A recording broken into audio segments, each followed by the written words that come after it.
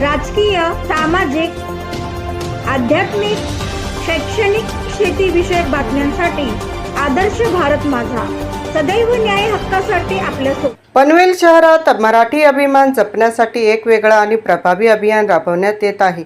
मी मराठी बोलतो, मला मराठी समजते, माझ्या रिक्षात बसा, अशा आशयाचे बॅनर आता पनवेलमधील रिक्षांवर झळकताना दिसत आहे. ही मोहीम महाराष्ट्र नवनिर्माण सेनेच्या वतीने राबवण्यात येत असून मराठी भाषेचा सन्मान आणि वापर वाढवण्याचा यातून संदेश दिला जात आहे.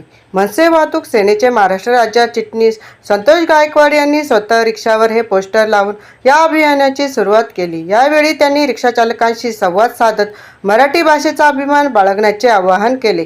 या उपक्रमातून केवळ भाषा नाही तर मराठी अस्मिता आणि संस्कृती जपण्याचा प्रयत्न केला जात आहे. पनवेलमधील रिक्षाचालक आणि नागरिकांनीही या अभियानाला सकारात्मक प्रतिसाद देत मराठी भाषेच्या जतनासाठी आपला सहभाग नोंदवला आहे. अण्णासाहेब आहेर, आदर्श भारत माझा, पनवेल. काय बोलता? अभिमान वाटतो तुम्हाला जे सरकारने हे निर्णय घेतलाय? काय म्हणता तुम्ही?